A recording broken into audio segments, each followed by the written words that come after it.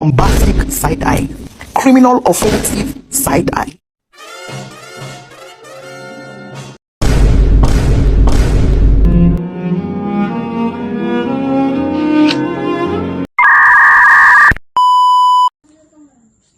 Assalamualaikum warahmatullahi wabarakatuh. Hai teman-teman, perkenalkan nama saya Fatma dengan NIM 253111023. Saya dari Fakultas Agama Islam Prodi Ahwalul Syekhsiyah di Universitas Al-Herat Palu. Di sini saya akan menceritakan tentang sejarah awal mula masa keemasan Islam di abad pertengahan.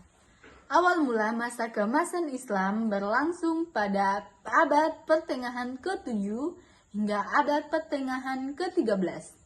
Banyak sejarawan berpendapat bahwa masa keemasan Islam terjadi pada puncak peradaban mereka pada tahun 750 hingga tahun 1258 Masehi.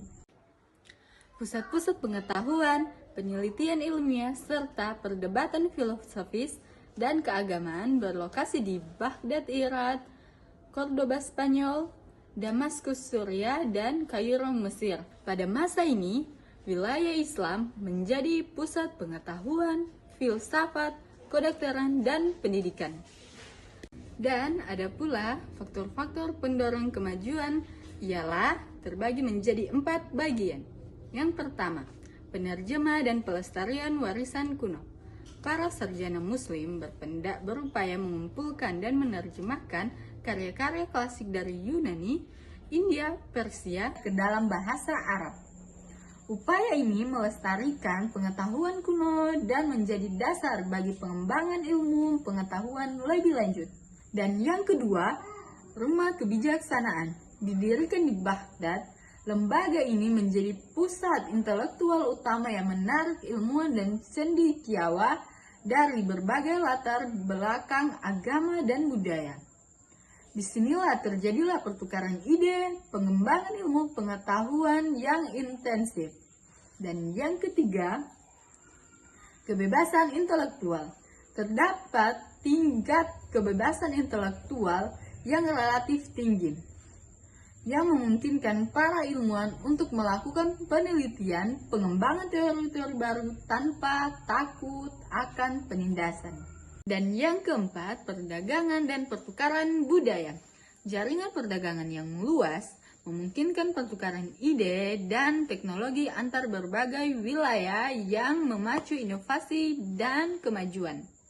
Dan bukan hanya pendorong kemajuan, tapi mereka juga memiliki ilmuwan terkemuka dengan kontribusi mereka masing-masing di ilmu pengetahuan.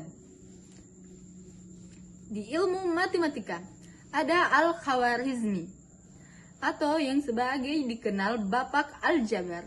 Ia mengembangkan dasar-dasar aljabar dan memperkenalkan angka Hindu-Arab ke dunia barat. Dan nomor kedua, Umar Khayyam. Selain dikenal sebagai penyair, ia juga dikenal sebagai matematikawan yang memberikan kontribusi pada geometri dan persamaan kubik. Di ilmu pengetahuan astronom, ada Al-Batani, astronom matematikawan yang menentukan kemiringan bumi dengan akurasi tinggi dan memperbaiki hitungan astronomi Ptolemai.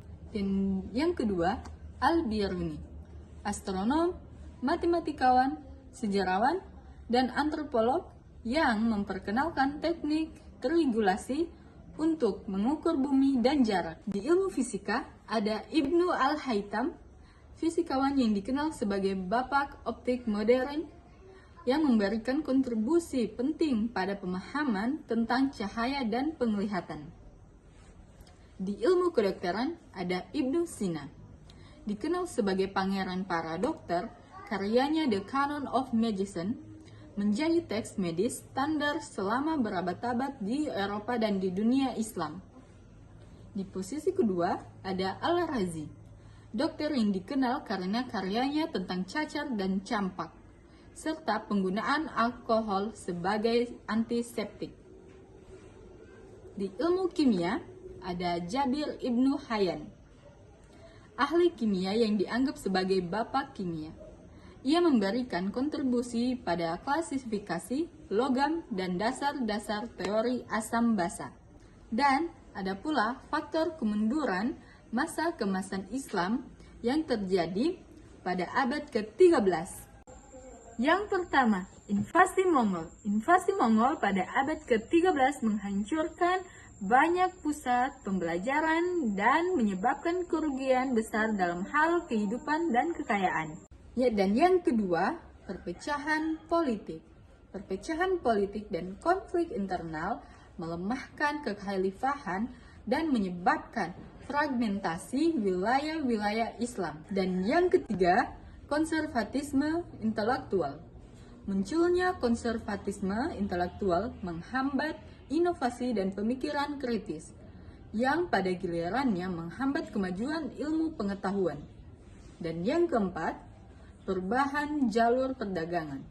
Perubahan jalur perdagangan mengurangi pendapatan dan sumber daya yang tersedia untuk mendukung kegiatan ilmiah dan budaya. Meskipun mengalami kemunduran, warisan masa keemasan Islam tetap hidup dan terus menginspirasi generasi ilmuwan dan cendekiawa hingga saat ini.